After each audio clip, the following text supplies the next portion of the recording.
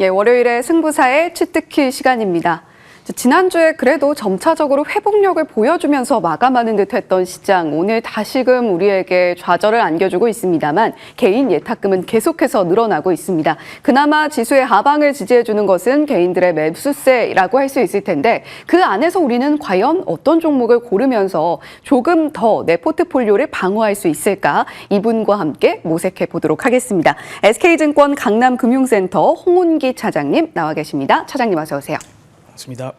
네, 차장님 오늘 좀 또 힘든 시장이 도래했기 때문에 이런 날 모시게 된 점에 대해서 조금 죄송한 마음도 드는 것이 사실인데요. 그럼에도 불구하고 정말 정성 들여서 오늘 종목들을 준비를 해주셨을 것 같습니다.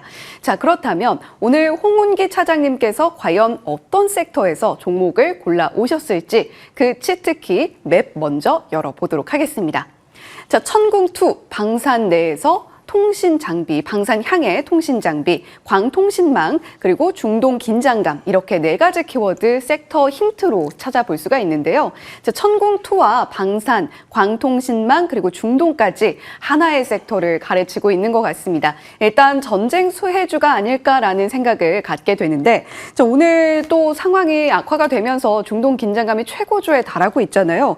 시장은 어디까지 좀 추락을 하게 될까 좀 걱정스럽거든요. 예, 오늘 안 그래도 이제 오전장에 이제 서킷 브레이크가 걸리면서 시장이 20분 그리고 이제 10분간 단일가 매매를 이제 진행을 하면서 투자하시는 분들이 많이 이제 추가적인 지난주에 이어서 공포감을 조금 느끼시지 않았을까 이제 그렇게 생각을 하고 있고요. 이런 시장이 과연 어느 정도 지속될 수 있을까, 지속적으로 추락할 수 있을까라고 했을 때는 사실 저는 과거의 학습 효과가 저희가 됐기 때문에 과거의 흐름들을 한번 살펴보고 복귀하는 것도 중요하다라고 그렇게 생각을 합니다. 뭐 이제 4년 전이었죠. 우크라이나와 이제 러시아 전쟁이 있었었는데 그때도 뭐 단기적으로 1, 2주 뭐 짧게는 한 달 정도는 시장 자체가 변동성이 지속적으로 확대됐었고요. 유가라던가 LNG에 대한 부분들도 지속적으로 시장에서 부각이 됐었기 때문에 관련된 종목들 그리고 이제 수혜를 못 받는 종목들이 더 급락이 나왔던 그런 상황이 있었었는데 결국에 V자 반등이 나왔던 이제 과거 사례를 본다라고 하면은 지금의 이제 전쟁은 조금 과거의 양상과는 조금은 다를 수 있으나 결국에 기업의 펀더먼털이 훼손되지 않는 그런 상황에서는 이런 전쟁 악화 역시도 단기적인 이슈로 끝날 가능성이 크다. 다만 지금 유가적인 부분들이 시장에서 지속적인 큰 변동성에 대한 부분들로 계속 대두가 되고 있고 이런 부분들이 결국에 방산 쪽에 대한 부분들이 오히려 섹터가 올라야지 정상임에도 불구하고 현재 방산 쪽도 지금 약세 흐름을 보여주고 있거든요. 결국에는 유가가 지금 현재 가장 키포인트다. 그래서 결론적으로 말씀드리면은 유가가 어느 정도 안정되는 이제 그런 흐름들, 미국 쪽에서 어느 정도 이제 트럼프에 대한 언급이라던가 뭐 FOMC에 대한 언급들 그리고 이제 유가 자체가 결과적으로 이제 안정될 것이다라는 어느 정도에 대한 기대감만 나와준다라고 했을 때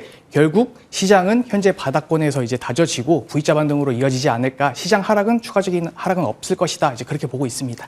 예, 어느 정도 바닥을 다지는 중이다라는 것이 차장님의 의견인데요.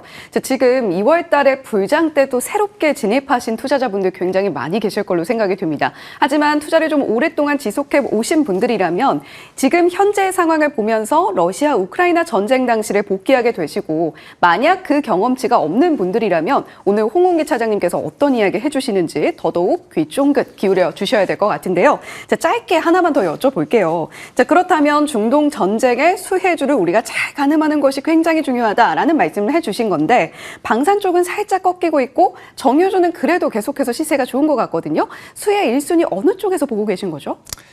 예, 저는 조금 섹터를 나눠서 이제 투자를 해야 하지 않을까 그렇게 보고 있는데요.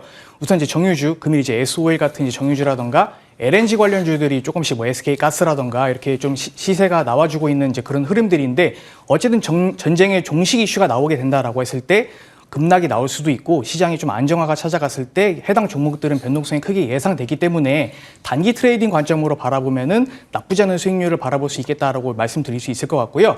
방산주 같은 경우는 이번에 이제 다양한 국내 방산주들이 어느 정도 기술력에 대한 부분들을 입증한 그런 이제 사례가 있기 때문에 이런 사례들을 기반으로 해서 앞으로 해외 수주라든가 이런 부분들이 중장기적으로 이어질 수 있기 때문에 조금 중장기적인 관점으로 바라본다라고 했을 때 방산 쪽을 조금 같이 보는 게 좋지 않을까, 그렇게 구분해서 보는 쪽으로 말씀드리도록 하겠습니다. 예, 우리가 시계열을 어떻게 가져갈 것인가에 따라서 그 포커싱도 달라질 수밖에 없다라는 말씀을 해주신 것 같은데요. 정유조 같은 경우는 지금 시세를 즉각적으로 받아가는 모습이기 때문에 단기적인 공략도 괜찮아 보이겠지만 방산주 같은 경우는 오히려 우리가 펀더멘탈에 좀 집중해보자, 중장기 관점으로도 우리가 주목해 볼 만하다라는 관점 전해주셨네요. 자, 그렇다면 오늘 홍운기 차장님께서 최종적으로 치트키 첫 번째 종목으로 어떤 종목을 가져오게 되실지 그 힌트를 치트키를 통해 확인해 보도록 하겠습니다. 자, 첫 번째 치트키는 현대전의 눈, 두 번째 치트키 실리콘을 넘은 반도체, 세 번째 키워드는 광 네트워크입니다. 자, 두 번째 치트키와 세 번째 치트키를 좀 연결해 볼 수 있지 않을까라는 생각이 드는데 일단 첫 번째 치트키부터 좀 들어볼까요?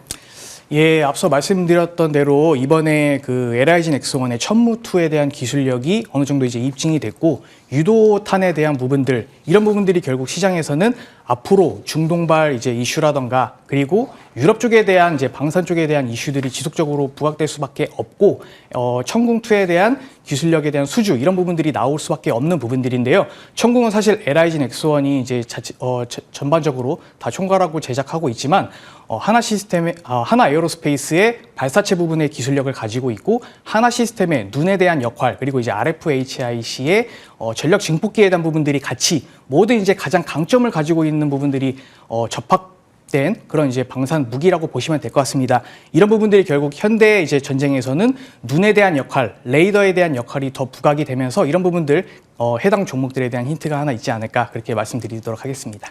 예, 첫 번째 키워드 살펴봤고요. 자, 두 번째 치트키는 실리콘이 넘은 반도체였습니다. 자, 그렇다면 지금 이 전쟁 수혜를 볼 수 있는 종목으로서 반도체까지 함께 엮어볼 수 있다는 이야기 같은데요.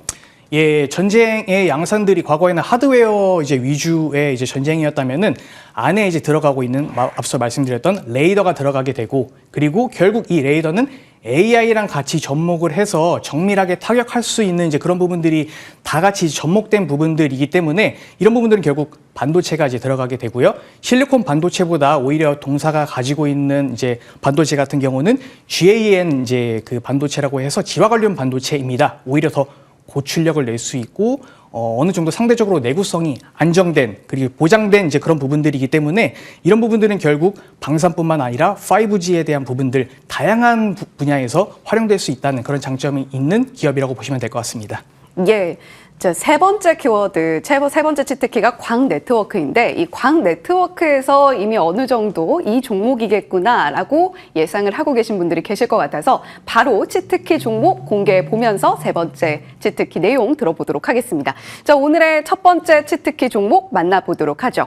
자, 오늘의 첫 번째 치트키 종목은 RFHIC입니다. 홍은기 차장님께서 앞서서 좀 자세하게 언급을 해주시기도 했었죠.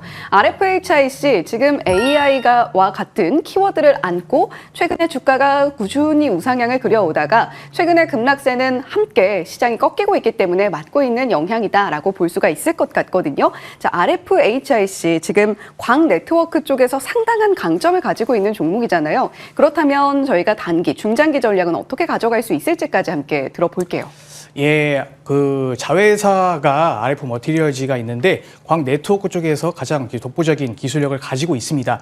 최근에 이제 트렌드가 GPU와 GPU, 데이터 센터와 데이터 센터 간에 이런 정보들이 빠르게 이동될 수 있는 부분들이 더 기술력이 부각이 되면서 과거에 이제 구리 쪽으로 이어졌던 그런 속도적인 한계를 광 케이블, 광 네트워크로 이제 더 진화될 수 있는 부분들이 계속 부각이 되고 있기 때문에 이런 부분들은 RFHIC의 가장 큰 모멘텀이지 않나라고 보고 있고요.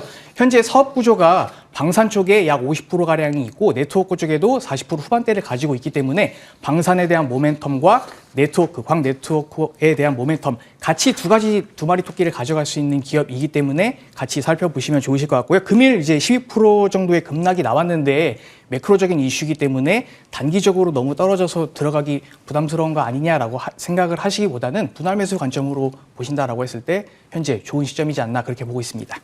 예, RFHIC 지금 뭐 AI 테마도 그렇지만 중동 테마로도 함께 엮여서 우리가 이렇게 12% 급락을 너무 겁먹을 필요는 없다라고 말씀을 해주신 것 같습니다. 분할 매수 관점으로는 충분히 부담스럽지 않게 가격 전략도 잡아가실 수 있을 것 같으니까요. 오늘 홍은기 차장님께서 픽해주신 첫 번째 치트키 종목 RFHIC 기억해 보시면 좋을 것 같습니다. 자, 그렇다면 이제 두 번째 치트키 종목으로 넘어가 보도록 할 텐데요. 섹터 힌트 먼저 열어보겠습니다. 자, 두 번째 섹터에 대한 힌트입니다. 가스터빈, SMR, MOU, AI 전력난 이렇게 있는데요. 원전 섹터가 아닐까 싶네요. 지금 원전 종목들 보고 계신다면 원전은 과연 대형주를 봐야 될까, 중소형주를 봐야 될까, 아니면 코스닥에 상장된 조금 더 작은 덩치의 종목들을 봐야 될까 고민하고 계신 분들 많으실 것 같거든요. 어느 쪽을 좀 우선적으로 보면 좋을까요? 예, 저는 우선 대형주 위주로 보는 게 맞지 않을까. 우선 시장 자체도 지금 많이 변동성이 크게 확대되고 있는 상황이고요. 원전주 관련돼서는 뭐 현대건설이라든가 두산 에너빌리티 그리고 조금 중소형주다라고 하면은 금일 우리기술 같은 이제 그런 종목들이 시세를 조금 방어해주고 있는 모습입니다. 오전장에서는 더 견고하게 방어를 해줬다가 이제 사이드카라든가 서킷 브레이크가 걸리면서 다 같이 이제 조금 되돌림 모습을 보여주고 있는데 이런 부분들은 결국 에너지원에 대한 부분들이 이슈가 계속되고 있습니다. 다른 이제 원유라던가 LNG에 대한 부분 이외에 대체할 수 있는 에너지가 최근에 전쟁 이슈로 더 부각을 받으면서 원전 쪽에 대한 부분들이 더 크게 살아날 수 있지 않을까 그렇게 보고 있습니다. 예, 원전 종목들도 아무래도 매크로 이슈에 함께 꺾이면서 주가가 많이 하락하고 있는 중인데요. 그럼에도 불구하고 우리가 원전 섹터 안에서 오늘 두 번째 치트키 종목으로서 어떤 맵을 따라가 보면 좋을지 치트키 세 가지입니다. AI 전력 수요 폭증, 두 번째 치트키는 대내외 정부 정책 수혜에 대한 기대감이 자리하고 있다는 점, 세 번째 치트키는 가스터빈 강자인데요. 사실 지금 세 가지 키워드를 합산해 봤을 때 떠오르는 종목이 있습니다. 또 앞서서 홍은기 차장님께서 대형주 주목해보자라고 말씀을 해주셨기 때문인데 자 그렇다면 원전 내에서 대형주 하면 바로 이 종목이 떠오르거든요. 7글자 종목 맞을까요? 예, 맞습니다. 예, 자 그렇다면 치트키 종목 오늘 두 번째로 어떤 종목 가지고 오셨을지 바로 열어보겠습니다. 자, 세 가지 치트키가 있었던 이 종목은 7글자 종목 두산 에너빌리티입니다. 자, 사실 지금 뭐 7% 뭐 이렇게 하락하고 있는 종목들이 속출하고 있는 와중에 4% 낙폭이면 그래도 버텨주고 있는 것이 아닌가라는 생각도 드는데 두산 에너빌리티 지금 우리가 가장 집중해야 될 수혜 포인트와 또 중장기 전략까지 잡아 주시죠. 예, 앞서 말씀을 드렸습니다. 에너지 쪽에 대한 각국의 이런 이제 니즈들이 더 부각이 될 것으로 보여지고 있고요. 원전 쪽에 대한 부분은 이미 이제 유럽에서 오히려 이제 탄소 배출이 되지 않는 신재생 에너지지 않느냐라는 부분들이 더 부각을 받으면서 더 외형을 확대시키려는 이제 움직임이 보여지고 있고요. 국내 또한 SMR 이제 특별법이 나오면서 소형 원전 모듈에 대한 이슈들 그리고 미국 쪽에서도 있죠. 그 빌 게이츠의 테라파워가 최근에 이제 미국의 SMR 관련된 국회 이제 문턱을 넘었다라고 하는데 이런 부분들은 결국에 SMR 소형 원전뿐만 아니라 대형 원전에 대한 모멘텀도 지속적으로 남아 있다 이렇게 같이 보시면 될 것 같고요.